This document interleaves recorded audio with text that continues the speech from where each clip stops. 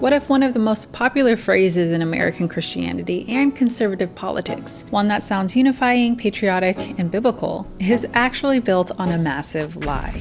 What if the very people it claims to include hate the term? I'm talking about Judeo-Christian values. Politicians use it, pastors say it, and Americans eat it up. But here's the shocking truth. It's not biblical, and it's not even historical. Hi, I'm Vanessa. Welcome to Wholeheartedness. Judeo-Christian values sounds harmless, right? It's supposed to express shared ethics, values, and beliefs between Judaism and Christianity. Things like the moral law, human dignity, and belief in one creator. It sounds biblical, and it sounds like we're honoring ancient Jews who contributed to the establishment of our faith. But before the 20th century, there wasn't really a concept of Judeo-Christian values or heritage. So where did it come from? Why did it suddenly kind of catch on like wildfire? And who is it actually serving? Because when we trace the origins of Judeo-Christian, you don't find theology. Instead, you find politics, propaganda, and a clever way to manipulate American Christians into supporting agendas that have nothing to do with biblical faith at all.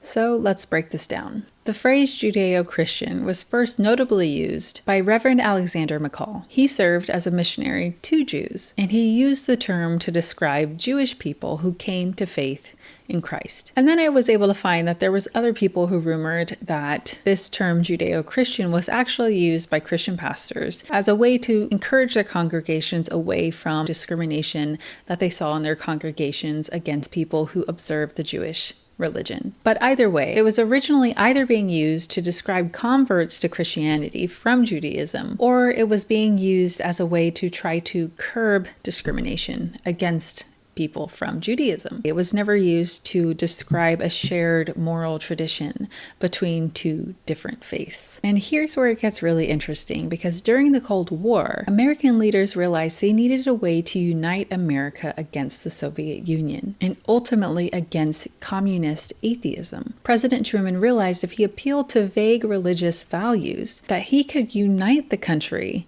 against their Cold War enemies. And then President Eisenhower fully embedded this term, Judeo-Christian, into American political discourse. In 1952, he's quoted saying, "Our form of government has no sense unless it is founded in a deeply felt religious faith. And I don't care what it is. With us, of course, it is the Judeo-Christian concept, but it must be a religion that all men are created equal." Did you catch that? I don't care what it is. His purpose in using Judeo-Christian was not out of faith. It was about a political agenda in manufacturing unity. And from there, the term Judeo-Christian became shorthand for morality, anti-communism, even democracy and American exceptionalism. Exceptionalism. I hate saying that word. So it had nothing to do with theology and everything to do with political ideology. Which begs the question, if Judeo-Christian was created for political purposes, then why are Christians today using it as if it's biblically or even historically relevant? Maybe you're someone who's thinking, okay, sure, it has political origins, but doesn't it still describe something that's real? Don't Judaism and Christianity share common values? And here's a few problems I personally see with that. Not only does the term erase the fundamental differences between these two religions and faiths, not to mention that those differences are not minor at all, and not to mention also that Jews themselves find this term ridiculous because of those differences. But two of the main points I personally see is that one, Christianity shares moral values with a lot of different religions.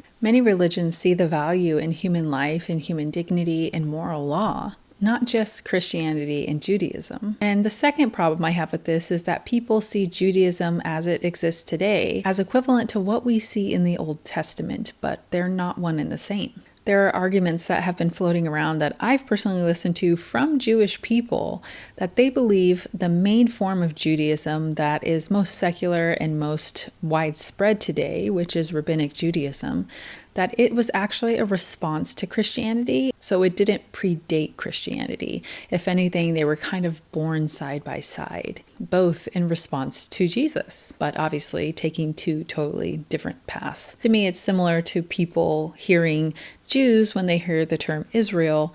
It's not one and the same. There's a lot of assumptions being made there and a lot of misinformation and miscontext that's being inserted into these words that just do not really belong. And so to say that Judeo-Christian, as if Judaism as we know it today is what was during biblical times, I would say is not historically accurate. And from everything I've been researching, it's just not the case. But even so, Jews today have long hated this term Judeo-Christian. A Jewish scholar, Arthur Cohen, once wrote an essay in 1969 called The Myth of Judeo-Christian Tradition. The Judeo-Christian tradition is a construct. What is omitted is the sinew and bone of actuality. For where Jews and Christians divide, and divide irreparably, is that for Jews, the Messiah is yet to come, and for Christians, he has already come. That is irreparable. So when Christians use the term Judeo-Christian, they're actually doing something that's deeply dishonest. They're pretending that two faiths that have irreconcilable differences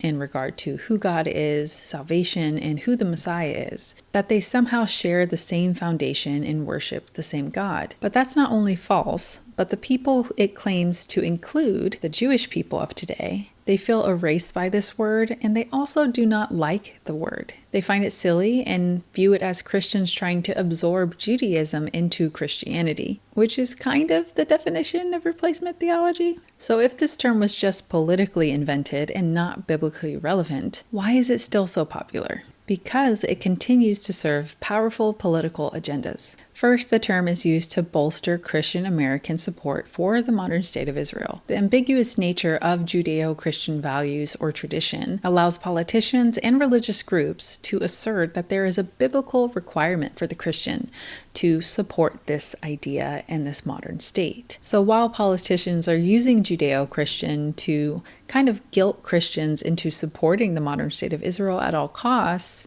it's really all about geopolitical interests and exploiting Christian faith in order to continue to support those agendas. And sadly, Christian Zionists leverage this idea because they believe the modern state of Israel is a fulfillment of prophecy, as you all know, is not true. But here's the truth. There is no such thing as Judeo-Christian values or tradition. It's 100% both a modern and political construct and tool. So as long as Christianity has existed, there has been a Jewish tradition and a Christian tradition. They are not the same because they are fundamentally different. Each denies the validity of the other, and that's because of our major and often contradictory beliefs on God and salvation. The bottom line is we do not need Judeo-Christian values in order to be Christian.